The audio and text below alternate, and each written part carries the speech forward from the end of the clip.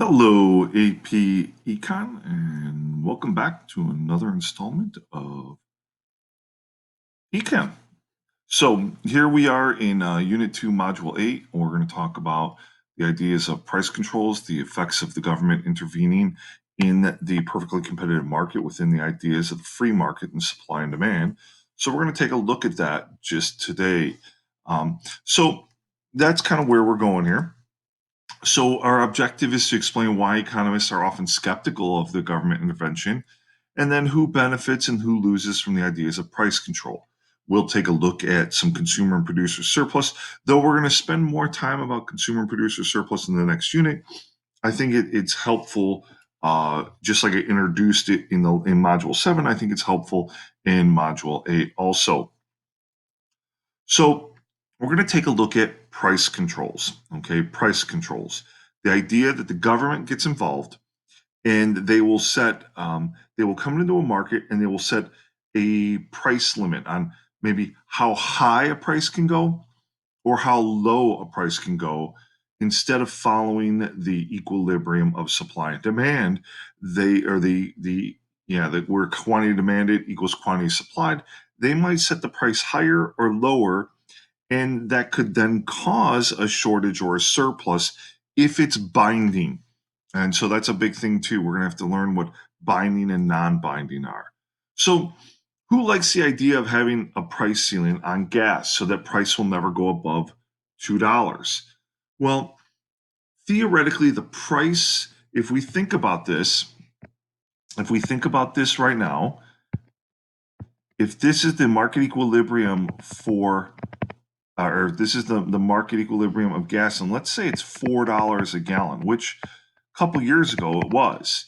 And if we set a $2 price ceiling, meaning the highest it can go, well, here's a price ceiling at $2. And if the price can't go above $2, then we have to abide by that $2 range. And look what happens with a $2 price ceiling. Then what do we get in society? We get quantity demanded here, quantity supplied here, and you can see that we end up with a shortage of gasoline. So they would run out of gas at the pumps. I don't know if people would like that. So once again, this is the government stepping in, trying to save people money for gas, but it's not very efficient because once again, we can only sell at $2. So that really is a detriment to consumers that want to buy that at $2. So that's just something to think about as we go through. And we're going to look at price controls for rent. We'll look at several different variations. So once again, the market price moves to the levels at which quantity demanded equals quantity supplied, right? But equilibrium does not necessarily mean that that pleases both the suppliers and the consumers. So sometimes suppliers and consumers are unhappy with things. Let's say, think of farmers. They might go in order to raise for the farm to have more money, some more income, they go, well, we'll produce more corn. Well, by producing more corn, what happens? The supply curve shifts to the right, and what happens to the market price then? The market price falls. Well, if everyone's doing that, the market price will fall. The farmer may not make that much more profit because the market price is falling, and that would mean that all of their bushels are at a lower price. So sometimes the government puts in a price control, limiting the amount of agricultural, limiting that the price doesn't fall. So we have price floors and price ceilings, right? So when we think of price ceilings, that is the maximum that a it can be charged within the market. Okay, so this is the maximum. So if we were to just draw a straight line right over here, price ceiling, that means that we can't go above it. So anything above it would be considered binding because you're bound to the price ceiling price. But if the market price is below the ceiling, then it's non-binding. We're going to go over that several times. Now, if it's a price floor, and we just essentially have a price floor here that says we can't go below it, but if for some reason equilibrium falls below it, then it's binding, and you're going to force people to pay that floor price. So that means above the floor is what they call non-binding. And we're going to go over that several times. But as you can see, it's kind of a flip-flop of one another. So it's sort of like if you had a helium balloon with a string on your hand, and you're in your house. You let that, and let's say that balloon represents equilibrium. You let that balloon go, it hits the ceiling and it stops. It won't go any higher. That's sort of what a price ceiling is. It's not going to let the price go higher than the ceiling. And just like the floor, if you are bouncing a rubber ball or a tennis ball on the ground, what does it do? Or on the floor in your house, it stops the tennis ball from going through the floor, and it keeps it above the floor. So that's essentially what price floors and price ceilings are. It's like not letting the price get too high in the ceiling and not letting the price go too low in the floor. So price ceilings are typically imposed in crucial events that have happened in society that we might see prices get astronomically high. Okay, whether it be war, bad weather with harvest failures, natural disasters, those are typically things that are put in to keep the prices from going too high when there's such scarcity. Because some businesses will try to price gouge, um, will try to price gouge when there's some sort of crisis like that. So what'll happen is they'll put a price control and they'll put a price ceiling, making sure the price doesn't go too high. And another example would be rent control. So let's think about this. There's always been a debate over rent control, whether it's New York, California, New York. I already said New York, Chicago. In big cities, there's always an issue of should we put rent control on apartments? And to keep the rent, if you understand, by keeping the rent control apartments and keeping wages, or not wages, keeping the price of rent of apartments lower, then essentially we are hurting the landlord because we're not letting them get what the market price is possibly. But then we're also going to see that if it's a binding price ceiling, meaning the market price, let's say, should be, I don't know, $1,500 for the apartments, the going market rate is $1,500, but the government says, no, you can only charge $800. Well, what happens is you end up having at $800, you end up having a huge shortage of apartments. So now there's a bunch of people who can't find apartments because at $800, there's a lot of landlords that aren't going to offer rent controlled apartments.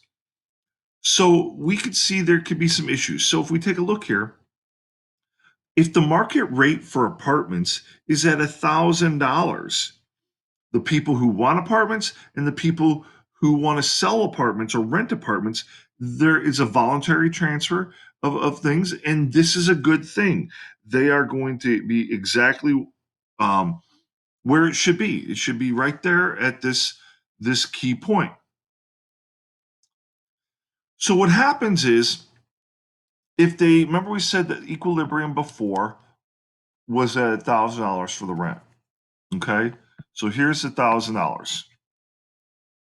That's where it should be because that's equilibrium, right? And at equilibrium,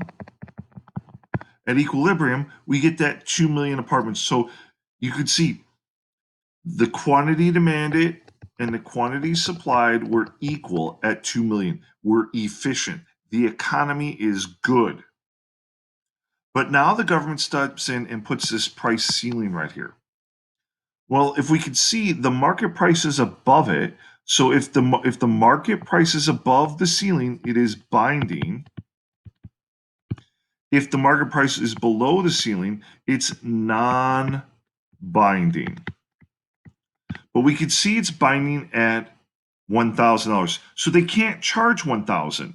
They're bound to the price ceiling. So they have to charge $800. So we could see at $800, the quantity demanded is at 2.2 million and the quantity supplied is at 1.8 million. So essentially, we have 400,000 apartments, shortages of 400,000. So 400,000 people or 400,000 families are without apartments. Okay, they're without apartments. So now people are going to be, hunting for apartments. So essentially, you could claim that that's a market failure. This is a market failure. We're not at equilibrium. We're not efficient. So this is a market failure. And we see this shortage that the government has created. It's inefficient. It's inefficient here. So this is not really good. Now, is there a lot of consumer surplus here? Absolutely, because the prices are lower. Um, but once again, people can't find apartments. They're going to spend more and more hours hunting for apartments because there's a shortage. This is not very good for society. So it's inefficient, right? It's inefficient. We're wasting resources, especially when we think of time of hunting these. You're going to see that because there's such a shortage of them, you're going to see apartments that are going to have crappy, like just crappy landlords. You're going to see slumlords. You're going to see because there's a shortage and there's going to be such a fast turnover that you're going to see just bad looking apartments or anything like this. When there's a binding price ceiling, you tend to see things that are not very good. You'll see the black market develop where people will try to bamboozle you. So instead of charging the $800 like they said, they'll say we'll charge you $850 like a premium or $900. So they're going to try to get more out of the people and get back to market price. So once again, if we take a look, so this was that $1,000. Okay, this is that $1,000, and we said that we had that price ceiling at $800, which is binding. But let's say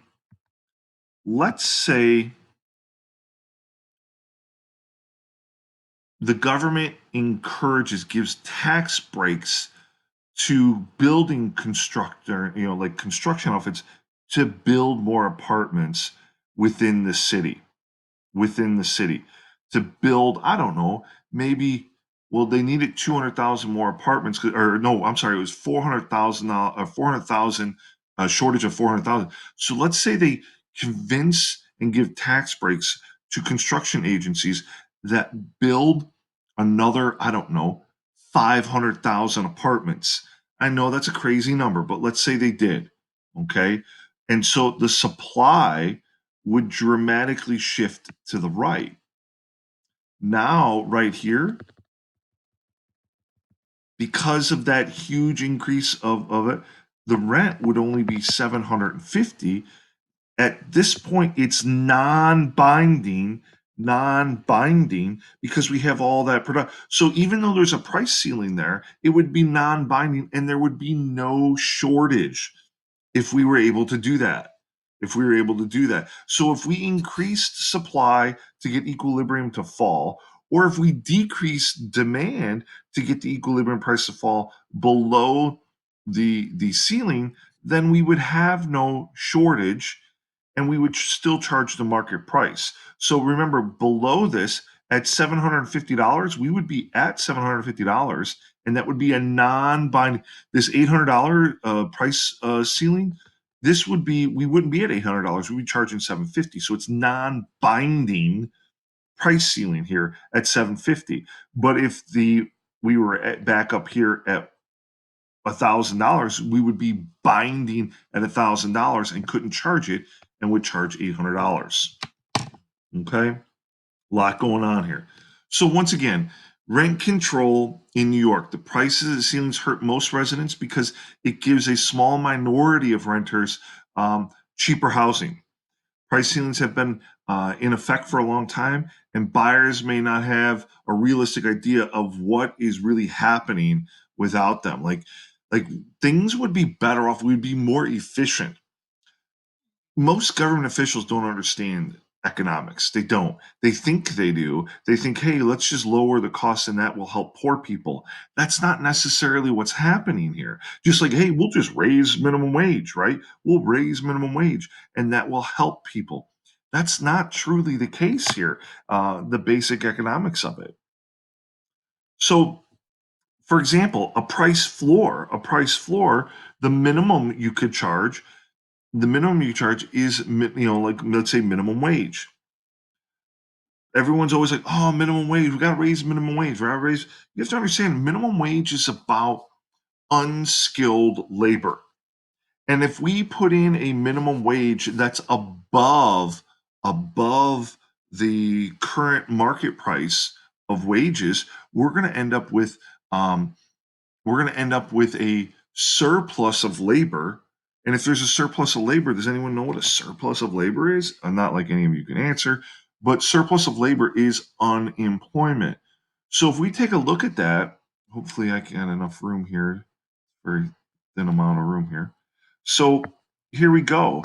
If the current wage is right here, let's say at $6 an hour is the market wage rate for unskilled labor. And the government comes in and goes, oh no, we must have a minimum wage right here at, say, $10 an hour. Well, at $6 an hour, everyone who wanted a wage, everyone who wanted to work at $6 had a job at $6. But now we put it at $10. Now we know that more people are going to want a job, right? More people are going to want a job. So the quantity supplied is out here. And then when we look at demand, the quantity demand, the people that want to hire workers, they're going to go at higher wages. We want to hire less workers. So what do we get? We get a surplus of workers. A surplus of workers is unemployment. So think about it. When we were at equilibrium right here, a certain amount of people, everyone who wanted a job had a job. Now, the people that are essentially between here and here, this little difference right here, those people are being fired. So you better hope you're good at your job because those people are getting fired. Now, the people that are in here, in this little section right here, those people now want a job. They didn't want a job at $6 an hour before, but now at $10 an hour, they're like, well, heck yeah, I want a job. Now they want a job at $10 an hour. So they're unemployed because they want a job. But these people here in this little area right here, they're unemployed because they're fired because the government raised minimum wage. And every time the government raises minimum wage, you're going to see more unemployment. Think of this. Um, uh, um, McDonald's, Walmart, all these places are putting kiosks in so they can actually have less workers. Less workers. Some places, even for their drive-through, they don't even have drive-through people answer anymore. Some places have like a universal drive place that maybe takes driving or the drive-through, like hello welcome to McDonald's, we'll take your order. They're there are places where one central hub does six, seven, eight restaurants. I know for 911, there used to be every town had their own 911. Now, one hub will control 911 for three, four, five cities or towns to save money. So be careful what you wish for when you ask for increase in jobs. So let's take a look here. Let's say this is the market for butter in the absence of government control. We're at $1 for 10 million pounds of butter. Dollar per pound. We sell 10 million pounds of butter. So now, what happens if the government turns around and puts a price floor in? Now, remember, floor is the minimum that you have to pay or the minimum you have to pay for a product. So this is the minimum. You can't pay below it. Okay, so even though the equilibrium price says that people should be paying $1 per pound of butter, you can't. You have to pay $1.20 per pound of butter. So at a dollar, so anything below $1.20 is a binding price floor. Everything that is above the $1.20 is non-binding. Okay. Now, once again here, look what happened. We're going to see, because the government's forcing the price to be higher, you can see the quantity supplied goes from E to B. All right. So we went from 10 million to 12 million here. And for the amount of quantity supplied, and the quantity demanded went from 10 million to 9 million is the quantity demanded. So what do we have here? We have a surplus of it, right? We have a surplus. And if the government were to raise the price floor again to up here, what happens to the size of the surplus? It gets bigger and bigger and bigger and bigger. That's not good. Okay. This is the exact same thing that we see in minimum wage. Okay. Anytime you put a minimum telling people that they can't, the price can't drop below something, you end up with a surplus. Now, let's say the government put the price minimum on the floor at 80 cents. If the floor was at 80 cents, well, then point E would be a non-binding price floor, and we would be at point E, we'd be at equilibrium. Okay. So if we want to get where this is no longer a binding price floor for the butter, we need to either get demand to shift to the right or supply to shift to the left, so that this equilibrium spot, let me get a different color here.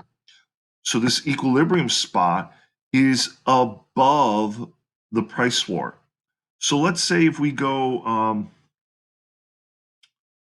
what if we raise taxes on the dairy farmers, so that they end up producing less butter?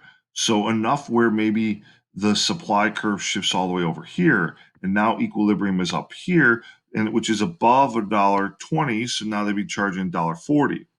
Or what if we tell people, hey, eating butter will make you smarter, and convince people that there should be an increase in the demand for butter? So maybe demand would shift over here, and then we would be right here, and it would be non binding then. But we have to figure out ways to get either demand to shift to the right, supply to shift to the left, or to lower the price floor, because right here this is creating a surplus, and when it comes to unskilled labor and minimum wage, it creates unemployment, and many politicians don't understand that. Okay, so price floors price floors have, they're meaningful, they're trying to help people, but once again it causes a problem. So in the 30s, to aid farmers, the US government imposed a price floor in agriculture. Okay, the price floors are meant to create surpluses that the government reduces supply by paying farmers not to grow, right? And the government also buys the surplus, taking the excess surplus off the market, and then they give it away, this excess to surplus to schools, or as free or cheap lunches. But once again, that you could argue, if we go back here, you could argue that if farmers know that they can get $1.20, they might go, let's produce more.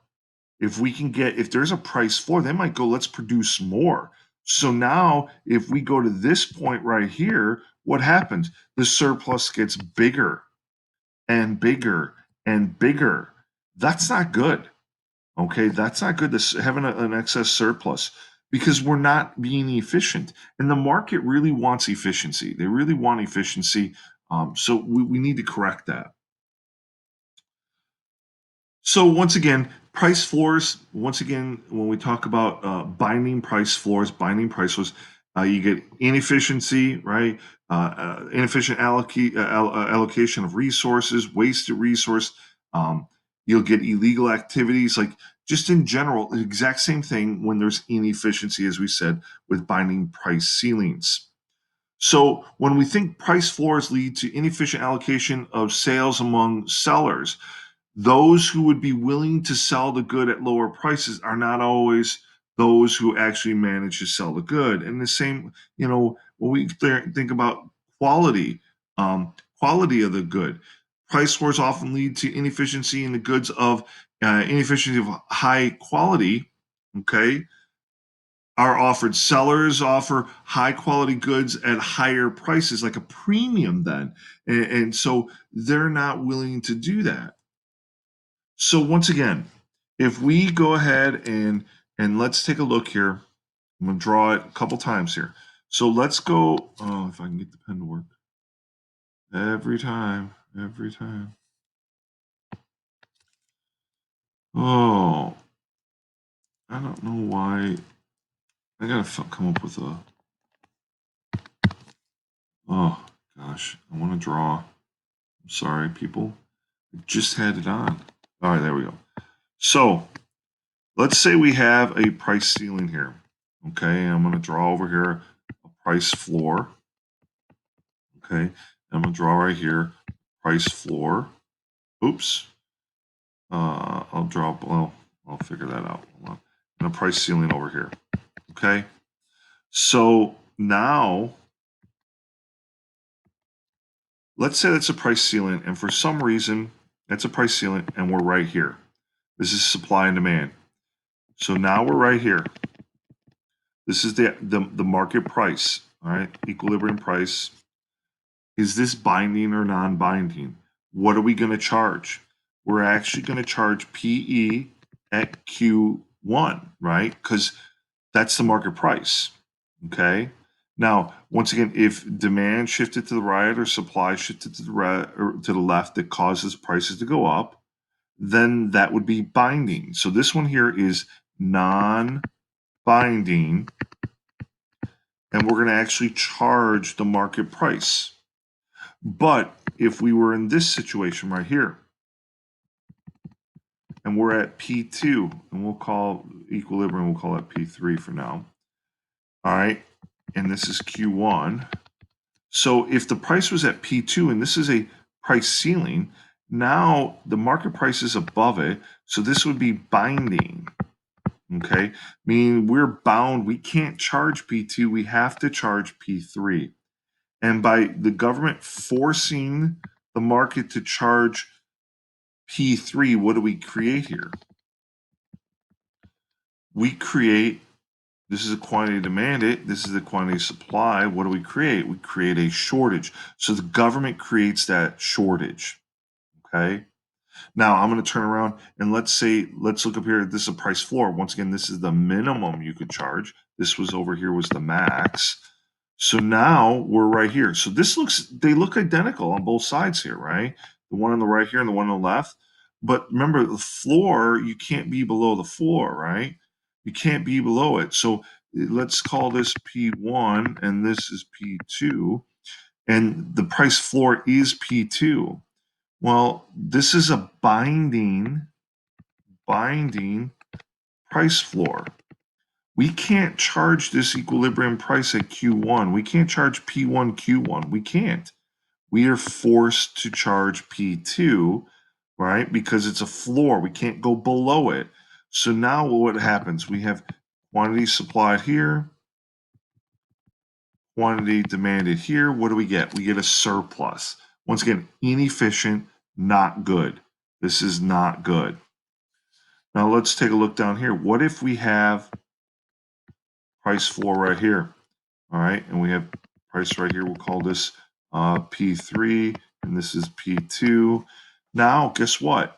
We can charge at equilibrium because it's above the floor. So we can charge this one. We could charge this price because it's above it. So at P3, we're non-binding price floor. Okay, so if you look on both sides, I'm drawing the exact same stuff, but the terms, I'm either saying, let's use a different color here. I'm saying either a price ceiling or a price floor. A price ceiling, price floor. So you might want to practice this a few times. Remember, a price ceiling is a maximum you could charge, and a price floor is the minimum you can charge. Think about it. You walk on a floor, the ceiling stops you from like your hot air balloon or no, your helium balloon from leaving the house. Okay? So that's what you have to think about. So once again, now we'll see what price control does to consumer and producer surplus to show that inefficiency. So what if people think that prices for some basic goods are too high? If people think prices are too high, if the sellers of some of the goods think prices are too low and they're going to have to go out of business? So what is it going to look like, right? That's essentially what we're going to look at. We're going to discuss these interventions. Okay, so here we go.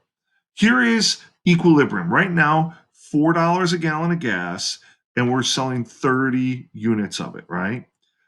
But let's say the maximum legal price a seller can charge for the gasoline, right? The goal here, like, what if we put that in a price ceiling? So we make it more affordable for people. But what do we create? Well, if we put a price ceiling at $2 now, at $2, now the quantity demanded right here is 50, the quantity supplied is 20. So what do we have there? We have with the price ceiling, because now this is a binding price ceiling, because equilibrium price at $4 is above the price ceiling, so it's binding. So we end up with a shortage. It's not good, right? Does this policy help consumers? It does, but it only helps the consumers that are essentially getting, because here's the thing, the consumers that are getting it at $2, this little area right here, up to 20, those people that are getting the gas at $2, they're better off. But those that are here between 20 and 50, that's a part of the shortage, they're not better off. But if we were at equilibrium, we actually got 30. Oh, I'm not sure what the numbers here on the bottom. Let's say 30,000 people got gasoline, or 30,000 gallons were given to people. So you have to understand, now we've reduced the amount of gas that people are getting because of the price ceiling. Okay. So what happens? You end up having a black market. People that shortage of 30 units is going to lead to a black market. Okay. What if the rent's too high? Okay. If things are too high, once again, if things are too high, we want the prices to be regulated. That's what it is. If the rent's too high, if the agricultural product's too low, like, people want, right? But once they, as much as people want to have prices that are compatible or competitive, the market price is competitive.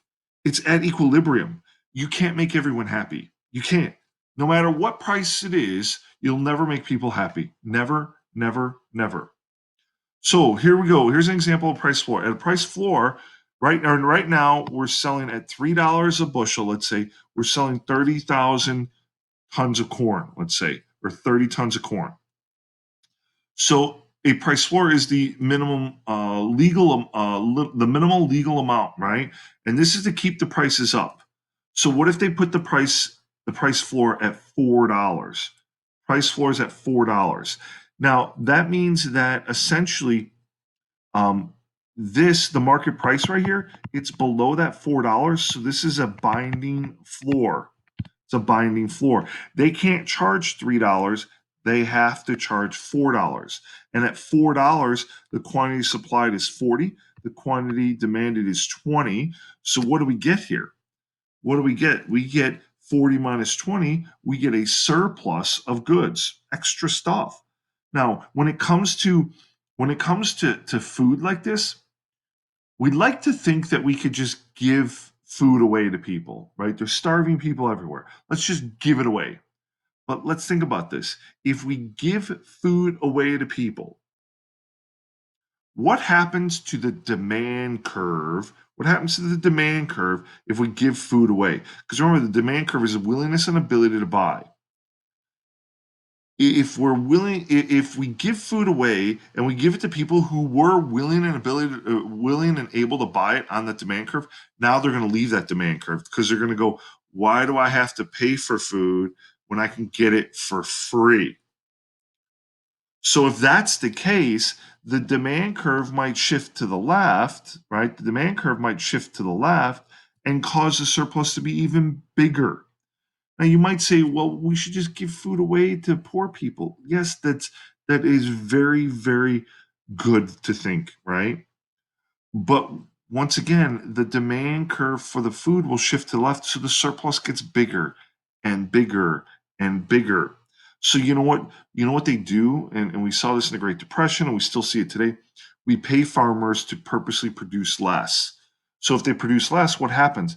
The supply curve shifts to the left, so that surplus gets smaller. They pay farmers to burn their crops, or the government buys their crops, puts it on barges, and dumps it in the middle of the ocean. Like they do things just to get rid of this surplus because it's not efficient. We want to be at equilibrium, right? So this is a binding price floor, right? So does this help policy help the producers? Absolutely. They're getting more money, right? They're getting more money and they're producing their products, but overall, it's not helping the consumer at all. It's not helping the consumer at all. So let's take a look here. Which of the following will occur if a legal price floor is placed on a good below its free market price? Below the free market price. Okay. Equilibrium price and equilibrium quantity will stay the same. So if we draw that, this is saying if this is the price floor right here, but equilibrium is up here. Remember, a floor is the minimum. We're already above it, so we won't have to we're not gonna we're perfect. We're gonna be at equilibrium. So this would be non-binding. This would be a non-binding price floor. Which of the following statements about price control is true? Which of the following statements about price control are true? A, B, C, or D? It would be C. Price ceilings and price floors result in a misallocation of resources. It's inefficient. Inefficient. We're not maximizing price our consumer and producer surplus. It's inefficient. All right. So let's take a look at inefficiencies. So this is typically what we see. Okay. If we are efficient, we have consumer surplus, producer surplus, and we're at equilibrium. We're at equilibrium. That's awesome, right? We're at equilibrium. We're getting the most we can out of society. But look what happens when we go ahead and put a price ceiling in. Now, this is a binding price ceiling. We can't charge equilibrium. We can't charge equilibrium right here. We have to charge this ceiling. So this is a binding price ceiling. Okay. And this is going to cost, or this is going to cause right here. What's it going to cause? This is the amount of quantity demanded. Here's the amount of quantity supplied. So what do we get? We get a shortage, right? We get a shortage. So here we go. Now our consumer surplus, because is we have this big triangle here, but remember consumers wanted to buy all the way out here to this point right here. Now they can't. And now what happens to the producer surplus is just here. So what are we doing? We're not that great big triangle that we had before, is it? We're missing this little shaded in gray area. What do we get here now? We get dead weight loss. This triangle right here, let me put the little stripes here. This used to be part of total surplus before, but because the government put in a binding price ceiling, our society is worse off. We used to be able to sell and buy right here. Now we're selling and buying right there at this point right here. We're worse off. Thanks, government. Thanks for making us inefficient. Okay? So it's inefficient. Let's take a look at another one, right? So here's consumer producer surplus. So look at the whole big triangle. Total surplus is all of this, right? We're doing really well. But now the government puts in a binding floor. A binding floor. Can we charge right here where we're efficient? No. So it raises the price. So we can't we can't charge this price right here. We have to charge this price. So the price is up. So if you remember the law of consumer and producer surplus, consumer surplus is the willingness ability to buy a product minus the market price. Well, the market price is higher. So there is consumer surplus. Remember, consumer surplus at equilibrium used to always go here. So consumers are being forced to pay a higher price. And producers are getting this right here. So once again, we used to be here at QE, right? And PC, but now look what happened. The standard of living has dropped because once again, the government steps in. Okay? Because we have now dead weight again. That triangle right here is dead weight again because the government interfering in the economy. So we are worse off. Thanks, government. Oops. Thank you, government. This is inefficient. A binding, anytime we have either a binding price floor or a binding price ceiling, we are inefficient and we create dead weight. Thanks, government. Okay. But once again, they are trying to do things to benefit society as a whole. They think having, controlling that the prices don't get too high or too low, that they're benefiting society. So let's take a look here. In a competitive equilibrium, consumer surplus is the area of what? So if we look at this over here, consumer surplus is if we are at price Y, isn't consumer surplus this area right here? Yeah, that's consumer surplus. So that would be WYZ. Look at that, B. And it says if the price floor is set at X, if the price floor is set at X, so let's look at a different color. Price floor at X. Price floor is at X. The quantity demanded will be what? Quantity demanded will be what? Well, quantity demanded would be right here at R, right? Quantity demanded would be R. So I think what they're asking is we would go from quantity demanded being right here. We used to be here, right? This was the distance. Now we're just from here to here. Okay, so it's decreasing by this amount. So we're sliding from here to there. Whoop, whoop. Oh, here to there. Okay, so let's see. Increases from OR to OS. No, increase from OR to OT. Decreases from OS to OR. That should be C. There we go. Boom. All right, let's take a look at this one. This one says when the market equilibrium, what's the total economic surplus in this area? Total surplus. Total surplus. So total surplus. So we're asking for total surplus. We're asking for consumer surplus plus producer surplus. So just for practice, let's look. Consumer surplus is our willingness and ability to buy minus the market price. So consumer surplus is F plus G plus H. Then producer surplus, and I just want to make sure we practice, is the market price minus the willingness and ability to produce. So that's producer surplus is I, J plus K. So what is our answer then for total surplus? Because total surplus is consumer. Oh, whoa. It's supposed to be equals consumer surplus plus producer surplus. That is D. That is D. F plus G plus H plus I plus J plus K. So here we go. The same question. It says if the price ceiling is set at P1. So here we go. Price ceiling right here. If the price ceiling is set here, which of the following areas represent as a result of consumer surplus, producer surplus, and dead weight? So now we're at price PC, but so we're at right here at P1. we can't charge P2 because P2, so this is a binding price ceiling. So we can't charge P2, we have to charge P1. So at P1, we only have this amount of goods made. So I'll put Q1 here. So if we go ahead and we look, consumer surplus, since this is the price, we could see consumer surplus is going to be all of this, isn't it? All of this is going to be consumer surplus. Producer surplus is going to be this right here. And what is all of this going to be right here? That's going to be the dead weight.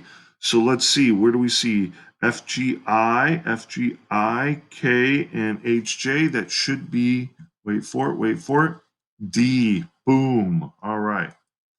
So following a prolonged power outage, the price of flashlights normally increase significantly. If cities have passed laws prohibiting prices increase for flashlights during the power outage, such laws would most likely do what? What would most likely if they put a laws prohibiting the increase, so a price ceiling? They're essentially putting a price ceiling. So what do we see going to happen here? A, B, C, D, or E? We're going to see a shortage because what's going to happen is the price ceiling is going to go, market price is going to go above the price ceiling. So that means that we'll have quantity demanded greater than quantity supplied. All right, so once again, let's try to figure this out, okay? I'm going to draw something and you tell me what's happening.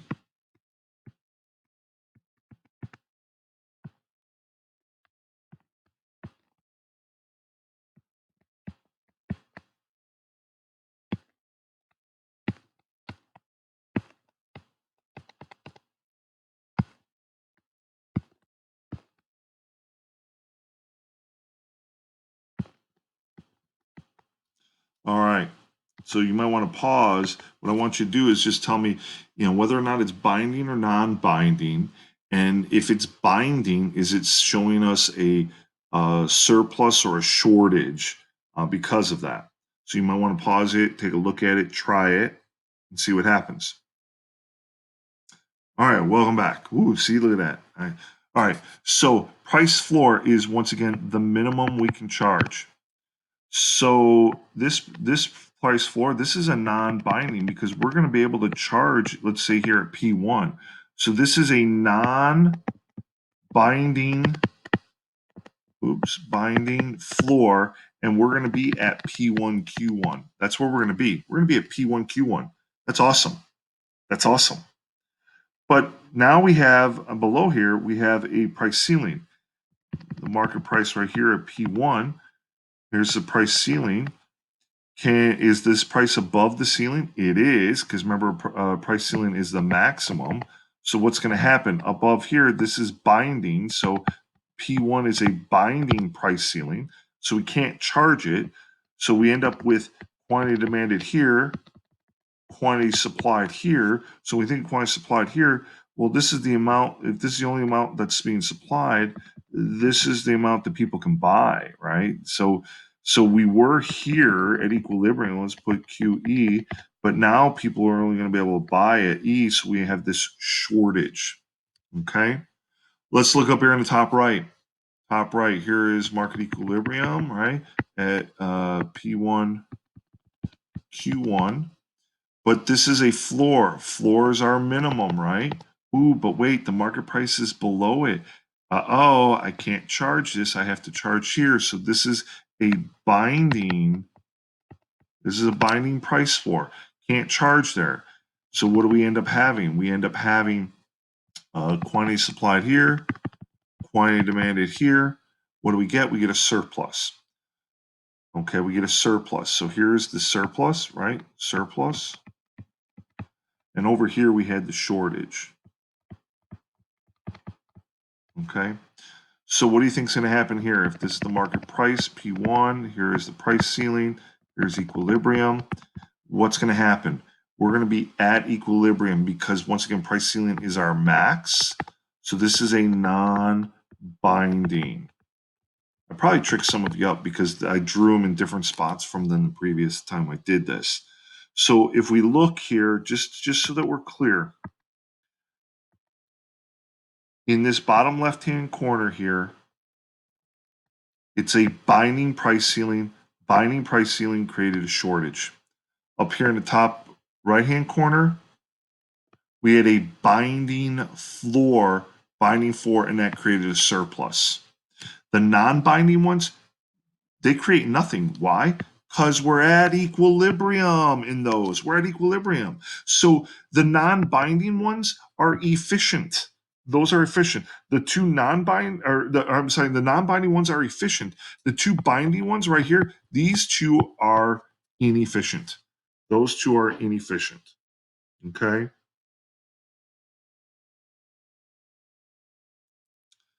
So here, let's draw a correctly labeled model of a market for chicken, and the second one correctly labeled for a model of beef.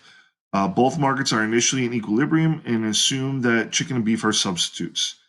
In an attempt to aid chicken farmers, the government imposes a binding floor or a binding price floor on chicken and show the result of this on the model. Indicate what happens to the price and quantity sold. Policymakers take no action on the beef market. Show what happens to the market of beef as a result of the price floor. Okay, so let's take a look at it. So I put the little things up there again, and I drew it out real small here. So let's put here's the demand curve. I'll show the demand curve for both, right? And the supply curve for both. All right, here's the market price. We'll call this P1. We'll call this P1, Q1, Q1.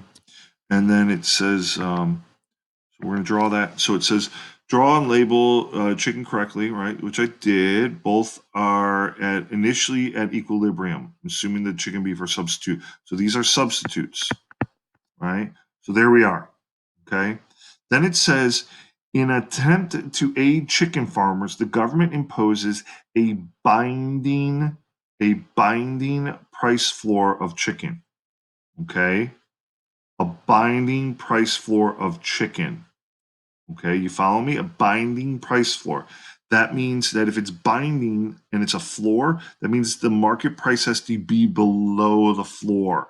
So here we go. I'm going to draw the floor right here. This is a price floor. Okay, so we'll call this P2. Now listen, I am not, these are not like, though they look like they're around the same price. Don't worry about the prices here. We're just looking at P1, P2 type things. Okay, so in an attempt to aid chicken, government imposes a binding price floor on chicken. Show the results on the model. So here we go. What happens? If we look what happens as a result, so as a result of this binding floor, the quantity demanded dips up to here. So now this is now the new quantity demanded. The quantity supplied is right here, right? Quantity supplied is right here. So people are buying less of it.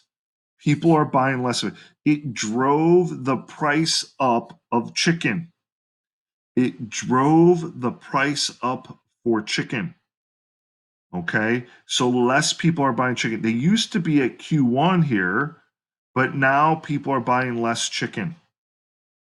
And it drove the price up. Now, these two are substitutable goods. So because the chicken went up and they're substitutable goods, the price of chicken went up, what's going to happen? The demand curve for beef is going to go up. So in order to protect and try to help the chicken farmers, the government put a price floor, a binding price floor. This is binding, put a binding price floor in, which essentially raised the prices of chicken up. And now people are buying less chicken than before because the prices went up, and instead they're buying beef. So you know what the farmers, the cattle ranchers are doing? They're going, thanks government, thanks for helping out the chicken market, because now we're selling more beef than before. Because look at quantity right here, quantity supply went up. So are chicken farmers better off as a result of the price floor? This binding, it's binding here because they can't be at the market price. They're not better off. They're right now they're going, thanks, government. Thanks for helping us out. We're selling. So now they have what? They have a surplus of chicken. So what are they going to do with the chicken? Hell, the government might just purposely do that so there's a surplus of chicken so they can use the chicken for free and or try to take the chicken for really dirt prices from the government and use it for school lunches. But are the farmers really better off? And if we even go back to the old consumer and producer surplus, let's use so remember this used to be this yellow here used to be total surplus now, but now because of the government stepping in, here is consumer surplus right here. This is producer surplus right here. So because of the government, what color I want to use? No, I use that color. Because of the government, there's dead weight right here, which is inefficient. Thanks, government. Okay. All right. So because of the price floor is binding, it must be placed above the equilibrium price, which increases the price, decreases the quantity sold, since quantity demand increases. In the beef market, demand will shift to the right because chicken and beef are substitutes. So some chicken farmers, those who are able to sell their product at the higher price, those people are better off. But those who have the surplus, they're not better off. Thanks again, government. Right? So here's an FRQ example. This one says calculate the total producer surplus at the market price. So total producer surplus at the market price. Remember, the producer surplus is 1/2 base times height. So producer surplus at equilibrium. Equilibrium is right here. So right here. So 20 times 20 is was that 400 times 1/2 of that. So that would be 200, right? Right? That would be 200. 1.5 base times height. If the government imposes a price floor at $16, imposes a price floor at $16. So this is 12, 14, 16. It's $16. Oh, that's not very good. Price floor at $16. Price floor at $16, right? It says price floor. Is there a shortage, surplus, or neither? Well, this is a minimum amount, right? That's a minimum amount. Minimum amount. So it would be neither because guess what? They're going to be at equilibrium. They're going to be at $20 because price floor is the minimum. The market price is above the floor. This is a non-binding price floor. Oh, wait, I'm on the wrong one. I'm right here. This is a non-binding price floor. It says if instead the government imposed a price ceiling at 12, ooh, a price ceiling at $12. Now that's binding. That's binding. They can't charge at 20. They have to charge at 12. So at 12 they would be right here and right here. So the quantity demanded would be here at 24. Quantity supplied would be at 12. So here, what do they get? They get a shortage of, what is that, 24 minus 12, of 12 units. If instead the government restricts the market output to 10 units, if the government restricts the output to 10 units, ooh, so they put like a quota on there at 10. So they put like a quota at 10 units, that means that they would be here, right, at 10 units, right? They put a quota at 10, so this is the only amount that could be, right here can be the only amount produced, right, at 10 units. So we end up with a dead weight of this big triangle right here. So that would be 40 minus 10, which is 30. It would be 1/2 times 30 times what's the height here? The height here would be 20 minus 10 times 10. So 30 times 10 is 300. One half of that, it would be 150. Boom. Look at that. On fire. All right. Yeah, see, I just did that. Look at that. Boom. Look at that. Oh, good. All right. So there's a nice little video you can watch there. So just in summary, you should understand price floors and price ceilings. Price ceilings are the max you could charge. Price floors are the minimum you could charge. Price floors, price ceilings, maximum. This is price control. When they are binding, either one of them, when they are binding, that is bad because that's inefficient. All right, inefficient. I'm running out of space there. Whoa, inefficient. Okay, they're inefficient. So if they're inefficient, we're not getting the most. Our standard of living is falling. But the government does do that to try to help the economy out and help society out. So hopefully this is helpful. And if there's any questions, all you got to do is email me, and I will be glad to get a hold of you. I respond. Have a great day.